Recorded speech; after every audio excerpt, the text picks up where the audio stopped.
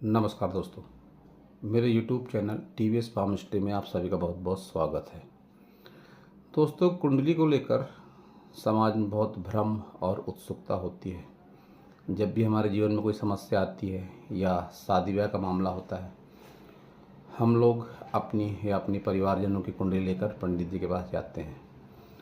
पंडित जी उस कुंडली को देखकर विवाह बताते हैं, विवाह करना चाहिए या नहीं, या कब करना चाहिए, या आपकी कुंडली में कौन से दोष है। बहुधा पंडित जी दोष बताया करते हैं: मंगल दोष, पितृदोष, काल सर्प दोष, चंडाल दोष, पिशाच दोष, या ऐसे भी कई दोष होते हैं। तो यह एक बेसिक जानकारी है जो मैं आपको देने का प्रयास कर रहा हूँ। इसके लिए कुंडली का अति विद्वान होना कतई आवश्यक नहीं है। ये एक साधारण सा फार्मूला है। वैसे कुंडली की दुनिया बहुत बड़ी है, एक से एक बड़े बड़े विद्वान भी सही विश्लेषण नहीं कर पाते हैं। इसके इतने सारे सूत्र हैं, इतने गहरे सूत्र हैं, और इतनी मेमोरी लगती है इन सब बातों के लिए कि इसको अगर कुंडली को ठीक से समझना चाहे कोई, तो बरसों बरस भी इस ग्रह नक्षत्रों पर अध्ययन व्यक्ति कर सकता है, जिन ग्रह नक्षत्रों पर आधारित होती है कुंडली। तो एक साधारण सा बेसिक सा फार्मूला है। वैसे मेरी रुचि पामिस्ट्री में ज़्यादा है, हस्तरेखा विज्ञान में, लेकिन एक जनरल नॉलेज के हिसाब से मैं आज कुंडली पर वीडियो बनाने का प्रयास कर रहा हूँ। तो आप जो इसका देख रहे हैं, इस पर कुछ नंबर लिखे हुए हैं। साधारण तौर पर ऐसी ही कुंडली उत्तर भारतीय तरीके की हम सभी के पास में अवश्य ही होगी, जिस किसी ने भी ये कुंडली बनवाई होगी अपनी। तो इस पर जो आप नंबर देख रहे हैं, 1 2 3 4 5 6 7 8 9 10 11 12, यह 12 भाव होते हैं। व्यक्ति दुनिया में कहीं भी रहता हो, उसकी कुंडली में इतने ही भाव होंगे, और उन भावों का क्रम इसी प्रकार से होगा जैसे कि ये नंबर लिखे हुए हैं। साथ ही ये 12 भाव राशियों को भी बताते हैं, क्योंकि राशियाँ भी 12 होती हैं। सभी भाव के एक निश्चित स्वामी हैं। स्वामी उसी भाव में हमेशा रहते हैं, लेकिन राशियों का क्रम हमारे जन्म के समय जो ग्रह थे या जो ग्रह दशा थी, ग्रह दशा के हिसाब से इन खानों में राशियों का क्रम बदल सकता है। आप अगर किसी की अपनी कुंडली देखेंगे तो आपको सभी खानों में कोई ना कोई संख्या जरूर लिखी दिखी होगी, कुछ न कुछ लिखा जरूर रहता है।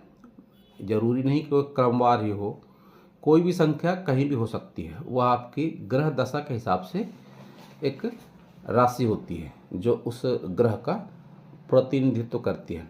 अब बात करते हैं दोष की, कि दोष को कैसे जाना जा सकता है। तो जब भी कुंडली के पहले, चौथे, 7वें, 8वें या 12वें भाव में मंगल ग्रह विराजमान हो जाते हैं, क्योंकि जितने भी खाने हैं सभी खानों पर कोई ना कोई ग्रह जरूर होगा। ग्रह 9 हैं, खाने 12 हैं, तो निश्चित रूप से कुछ खाने खाली भी अवश्य ही होंगे। बहुत बार एक ही खाने में कई सारे ग्रह इकट्ठा होकर भी बैठ जाते हैं, कई बार अकेले भी बैठते हैं, और कई बार जैसा कि बताया मैंने, खाने कुछ कुछ खाली भी होते हैं।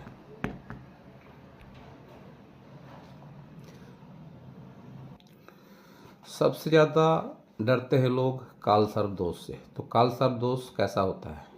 इस स्केच में जो मैंने ग्रीन लाइन खींची है, जब भी राहु और केतु इस ग्रीन लाइन पर एक सीध में आ जाएं, इस लाइन पर आ जाएं या इस लाइन पर आ जाएं, जब भी राहु केतु एक लाइन में आ जाते हैं और सारे ग्रह एक साइड हो जाते हैं, कहने का मतलब काल सर्प दोष के लिए पहली शर्त है राहु और केतु का एक लाइन में आ जाना।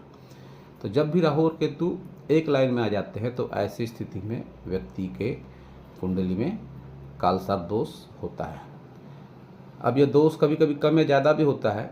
उसका आकलन कई बार ग्रह कहाँ बैठा है या किसके साथ बैठे हैं राहु केतु, ऐसा भी होता है। तो उस हिसाब से काल सर्प दोष अलग अलग तरह के नामों से भी जाना जाता है।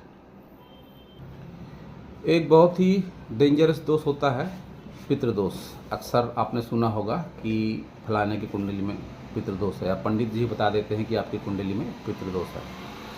तो पितृदोष कैसा होता है? जब भी शनि, राहु और केतु, ये दोनों का तीनों का संबंध सूर्य से या चंद्र से हो जाए किसी न किसी रूप में, या इनकी दृष्टि पड़ जाए, तो फिर व्यक्ति की कुंडली में पितृदोष होता है।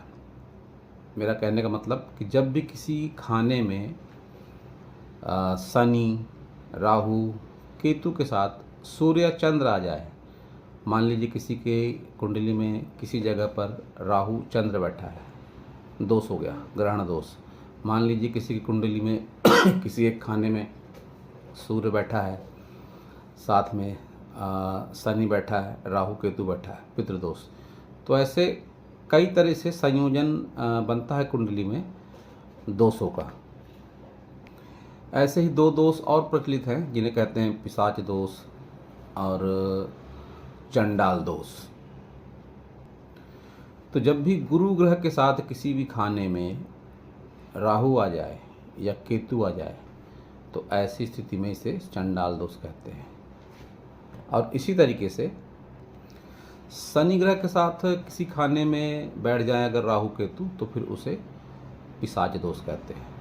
तो दोस्तों, यह था मेरा एक प्रयास साधारण सा।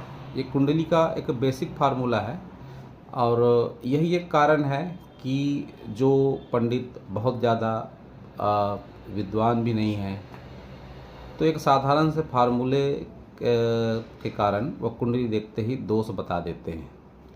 तो मेरा ऐसा मानना है कि हम अगर हिंदू धर्म को मानते हैं तो कुछ थोड़ा बहुत बेसिक फार्मूला हमें भी पता होना चाहिए।